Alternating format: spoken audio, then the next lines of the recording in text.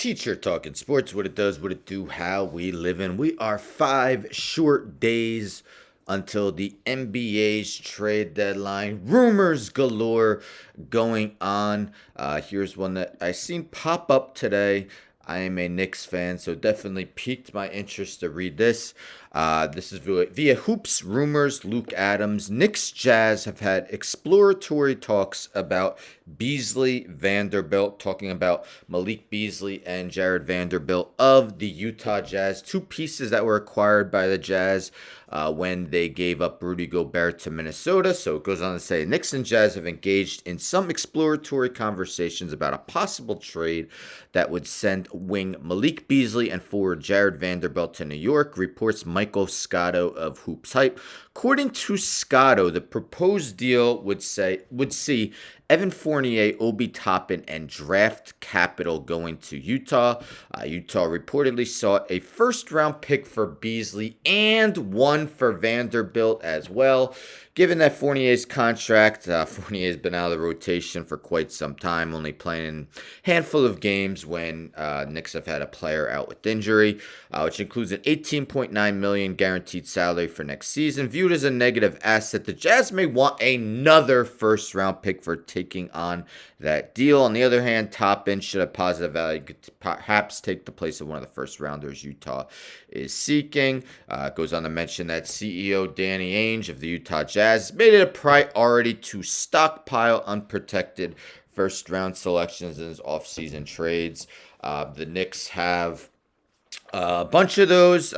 We're rumored to be using them to possibly acquire Donovan Mitchell. Many people believe they were going to acquire Donovan Mitchell. Of course, we know Donovan Mitchell got traded to the Cleveland Cavaliers. If we take a look at Malik Beasley's numbers on the season, Beasley, of course, is a sharpshooter, making more than 3 threes a game for the third straight season. Although he's shooting at 35.8%, pretty close to league average.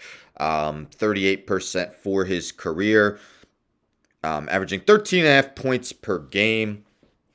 To me, the Knicks definitely need bench pieces. They do. They need scoring off the bench, but I see Malik Beasley as not being as good as Immanuel Quickley. I think Immanuel Quickley can create his offense a little better, and he's a better defender and playmaker than Malik Beasley. If we take a look at Jared Vanderbilt,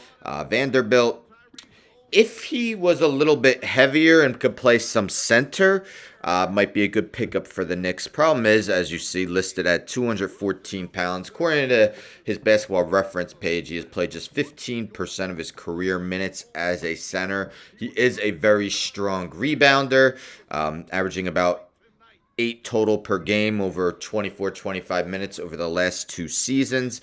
Again, does much of his damage inside the paint on offense. Rarely extends his game to three-pointer, although he's dabbled in it a bit this season. Again, the problem is, though, he's a power forward. Who is the Knicks power forward? Julius Randle. What have many Knicks fans said? Obi Toppin doesn't really get an opportunity because he's playing, 10, 12 minutes a game because he's the backup to Obi Toppin. We know Tom Thibodeau always wants that true center out there to for their line of defense, whether that most of the time is Mitchell Robinson. Of course, he's hurt.